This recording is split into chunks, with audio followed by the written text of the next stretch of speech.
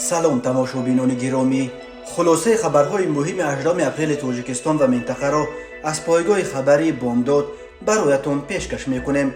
شروع میکنیم از یک نگاه کوتاه به سرخط خبر مهم روز در این برنامه. گناهی نداشت، یک راننده عادی بود. بازداشت آخرین برادر طالب ایانبکوف. بازداشت یک جوان تاجیک متهم به تروریسم در قرقیزستان. 3 کارمند یک مؤسسه وزارت تندرستی 1.5 میلیون را از آن خود کردند. رسما عید رمضان در تاجیکستان 21 اپریل تجلیل می شود، نه 22 اپریل. و ستاره تیک تاک دین سایف و صاحب شناسنامه تاجیکی شد. و اکنون تفصیلات خبرها. رشید ایانبکوف برادر طالب ایانبکوف، فرمانده سابق مخالفین در ولایت مختار کوهستان بدخشان و یکی از لیدرهای غیر رسمی این ولایت بازداشت شده است. منابع رادیو آزادی روز 18 اپریل سال 2023 گفتند که رشید ایانبکوف را کارمندان میلیسا روز 14 اپریل در نویه درواز هنگام بیرون شدن از حدود ولایت مختار کوهستان بدخشان بازداشت کردند.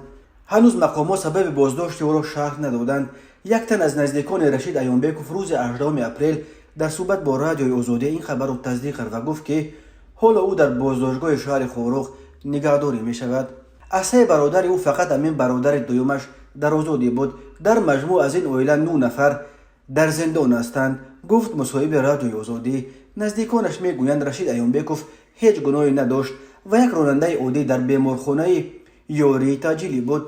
طالب ایانبکوف برادر یک فرمانده مشهور مخالفین در سالهای جنگ شهروندی عبدالامون ایانبکوف معروف با لقب الیاش گربون بود. بعد کشته شدن گربون فرماندهی جنگاوران او را به دست خود گرفت و در پی امضای سازشنامه صلح بین دولت و مخالفین در سال 1997 فرمانده یک قسم نیروهای مرزبانی در ولایت مختار کوهستان بدخشان تعیین و صاحب رتبه پلکوونیک شد.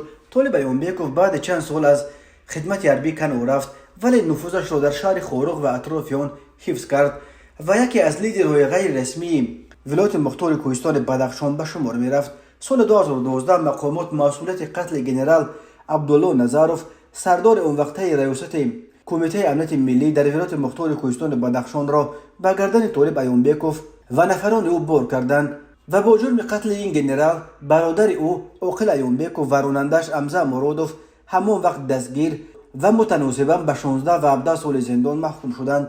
11 ایون سال 2022 در پی با استفاده از نیروهای ویژه و سلاح سرکوب کردن موج نو اعتراضها در ولایت مختار کوهستان بدخشان، مقامات این دفعه خود طالب ایانبکوف و به دنبال فرزندان و خویش و تبار نزدیک او را با اتهام دست داشتن در جنایت‌های مخصوصاً وزنین به مثل کشتار، افباشی، غارتگری، قاچاق مواد مخدر و سلاح و برانگیختن کینه و عداوت دستگیر کردند. با حکم دادگاه طالب ایانبکوف و پسرش غلامعلی عبدالرحمنوف به حبس عمرباد، 2 پسر دیگرش حسن علی عبدالرحمنوف به 20 سال و محمد علی ایانبکوف به 29 سال زندان محکوم گردیده. برادرانش عاقل و عنایتشاه ایانبکوف ها هر دو 30 سال محکوم به زندان شدند. برادرزادش محمد امون ایانبکوف نیز 10 سال از آزادی محروم شد.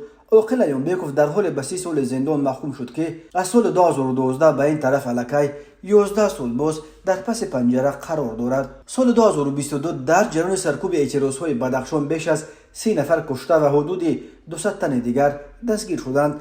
حامیان حقوق مقامات تاجیکستان را به استفاده بیش از حد نیرو و سرکوب بی‌رحمانه اعتراضهای آسایشته در پامیر عیب‌دار می‌کنند و پیوسته از دوشنبه طلب دارند که به تعقیب فعالان بدخشان و نزدیکان آنها نقطه گذارند. در نویه علم‌الدین ولایت چوی در شمال قرقیزستان یک شهروند 30 ساله تاجیکستان را با گمان عضویت در سازمان بین المللی تروریستی دستگیر کردند. در این باره 17 اپریل سال 2023 خبرگزاری رسمی قرقیزستان خبر با تکیه بر ریاست کارهای داخلی ولایت چوی خبر داد. نویه علم‌الدین در کنار بیشکک پایتخت قرقیزستان جایگیر شده است. خود دستگیر شده یا نزدیکانش برای شرح قضیه دسترس نیست، ولی میلیسیای ولایت چوی میگوید کارمندانش معاین کردند که در دهه لبدینوفکا مرکز ماموری نویه علم‌الدین شهروند تاجیکستان زم سال تولدش 1993 که قبلا با جرم عبور غیر قانونی مرز دولتی قرقیزستان محکوم شده بود به سر میبرد. بنا به معلوماتی که از همکارانمون از کشورهای همسایه به دست آوردیم، زم چندین بار برای جنایت‌های وزنین محکوم شده حال هم در جستجو قرار دارد و عضو سازمان بین المللی تروریستی است. گفتند در میلیسه ولایت چوی زعم دستگیر شده و حالا در تحقیقگاه قرار داشته است. همزمان معلوم شده است که او تا کنون جریمه تعیین شده در پرونده عبور غیر قانونی مرز را نسپرده است. به این دلیل حکم جریمه او را به حکم زندان عوض کردند. درباره اینکه آیا مسئله به تاجیکستان استرداد کردن زعم نیز بررسی می شود یا نه در اطلاعیه چیزی گفته نشده است. سالهای آخر روابط تاجیکستان و قرقیزستان دوران مشکلی را پس سر می کند. به همکاری مقامات حفظ حقوق دو کشور نیز بی تاثیر نیست. روابط این دو کشور همسایه به خصوص بعد مناقشه خونین ماه اپریل سال 2021 و ماه سپتامبر سال 2022 که از هر دو طرف تقریبا 240 کشته و بیش از 700 زخمی به جا گذاشت باز هم پیچیده تر شد. اگنتی مبارزه با کروپسیون تاجیکستان روز 18 اپریل سال 2023 از افتتاح پرونده به ضد 3 کارمند مسئول پژوهشگاه اکوشری گینکولوژی و پریناتولوژی وزارت تندرستی و حفظ اجتماعی اهالی تاجیکستان با اتهام تصرف بیش از 1 میلیون سومونی از فاند معاش این کارخانه خبر داد. خود متهمان برای شرح قضیه هنوز دسترس نیستند، ولی مرکز مطبوعات اگنتی میگوید شکور و فیروزه در وظیفه محاسب مزد مهنت مؤسسه دولتی پژوهشگاه اکوشری گینکولوژی و پریناتولوژی تاجیکستان وزارت تندرستی و حفظ اجتماعی اهالی جمهوری تاجیکستان کار کرده در اساس مصلحت پیشکی با سر اقتصادچی خداگوی و گلبهار و محاسب مالی مؤسسه مذکور محمد رحیم و زیباگل ضمن فعالیت کاریشان با استفاده از وکالت منصبی دست به صادر نمودن جنایت قصد زدند، چنانچه نام بردگان در حجت‌های محاسبی و وید مستوی تقسیمات مزد مهنت معلومات‌های بر دروغ وارد کرده در مجموع مبلغ عمومی 1,547,000 سومانی را به اساس به کارت الکترونی سابق کارمند مؤسسه همچون مزد مهنت انتقال داده پس از به طور نقدی گرفتن مبلغ ذکر شده آن را به پرگی تصرف نمودند. اگنتی تفصیلات دیگر نآورده است، ولی خبر داده است که وابسته به حالت مذکور نسبت به شکور و خداگوی و محمد رحیم و بر اساس 2 ماده کودکس جنایتی جمهوری تاجیکستان ماده 245 قسم 4 بند ده از آن خود کردن مبلغ‌های دولتی به مبلغ مخصوصا بزرگ و ماده 323 ساختکاری خدمتی پرونده جنایتی آغاز کرده شده تفتیشات پیشکی آن ادامه دارد. به آنها برای تصرف مبلغ‌های مخصوصا بزرگ همچون جزا و جریمه به اندازه از 1824 تا 2700 نشان دهنده برای حساب‌ها یا محروم ساختن از آزادی به مهلت از 10 تا 15 سال تهدید می‌کند. این چنین جزا برای ساختکاری خدمتی جریمه به اندازه از 250 تا 365 نشان دهنده برای حساب‌ها یا تا 2 سال زندان تهدید می‌کند. ساختارهای وزارت تندرستی یکی از ساحه‌های اعظم فساد زده در تاجیکستان نام برده می‌شوند. ساکنان نیز از آن شکایت می‌کنند که حالا بدون پرداخت مبلغ دسترسی به خدمت رسانی‌های طبی در مؤسسه‌های طبی کشور تقریباً ناممکن شده است. تماشابینان عزیز، یادآور می‌شویم خلاصه مهمترین اخبار تاجیکستان را از پایگاه خبری بامداد تماشا دارید. برنامه را ادامه می‌دهیم. شورای علمای مرکز اسلامی یا سابق مفتیات جمهوری تاجیکستان روز 18 اپریل سال 2023 در جلسه خود مسئله معین نمودن روز عید رمضان یا عید فطر را بررسی کرده به قرار رسید که عید فطر در تاجیکستان مثل اکثر کشورهای دیگر مسلمانی روز جمعه 21 اپریل تجلیل شود. در تقویم اول شورای علما 22 اپریل همچون روز عید نشان داده شده بود. بنا به گزارش مجله دین و جامعه نشریه رسمی کمیته دین و تنظیم جشن و مراسم‌های تاجیکستان در آغاز جلسه رئیس شورای علما سید مکرم عبدالقادرزاده که او را بیشتر مفتی تاجیکستان نام میبرند اعضای شورا را به مناسبت فرارسی عید سعید رمضان تبریک و تهنیت گفته خبر داده است که موافق دلایل علمی و در اساس خلاصه پژوهشگاه استروفیزیک اکادمی ملی علم‌های تاجیکستان عید سعید رمضان در کشور به روز 21 اپریل راست می آید. اعضای شورای علما 21 اپریل را باعث روز تجلیل عید سعید فطر پذیرفته همچنین قرار کردند که نماز عید در همه مسجدهای جمهوری ساعت 0:30 صبح 21 اپریل برگزار کرده شود. در اساس قرار مذکور امام خطیبان وظیفه‌دار کرده شدند که توجه مردم را برای رسانیدن کمک مادی به محتاجان و نیازمندان، اینچنین پیشگیری اسرافکاری‌ها در روزهای عید و صرفه و سرشته‌کاری جلب نموده خودشان در این سمت نمونه عبرت دیگران باشند. گفته می شود در اطلاعیه مجله دین و جامعه ماه شریف رمضان که برای مسلمانان ماه روزه و نماز و مغفرت گناه‌ها شمرده می شود 23 مارس سال 2023 آغاز یافت و این سال 29 روز دوام کرد. تصمیم تعیین 21 اپریل به صفت روز عید در تاجیکستان در حالی است که اکثر کشورهای مسلمان نشین نیت روز جمعه 21 اپریل عید کردن را دارند، ولی در برخی کشورها هنوز دو دل هستند که 21 اپریل عید کنند یا 22 اپریل. شورای علما قبل از شروع ماه رمضان فطر روزه را سر هر عضو عائله برای مردم یهودی 7 سومونی و برای مردم دارا 80 سومونی مقرر کرده. فدیه صبر را برای آنهایی که با یک دلیل عذرناک روزه گرفتن نمیتوانند برای 30 روز ماه رمضان 420 سومونی مقرر کرده بود. همین طور بر اساس قرار شورای علما نصاب زکات نیز معین شد و گفته می شود که مسلمانانی که داراییشان از 32300 سومونی یا تقریبا $3000 بیشتر است باید زکات بسپارند. زکات از 32300 سومونی در حدود 800 سومونی مقرر کرده شده است. در عموم به حساب وزارت زکات مال تقریبا 12.5% یا 81% از جمع دارایی‌های واجب الزکات را تشکیل می‌دهد. مسلمانان باید هر سال یک مرتبه برای تازه کردن مال خود از جمع دارایی‌هایشان زکات بسپارند. زکات اساساً به مردم نادار و احتیاجمند سپریده می شود.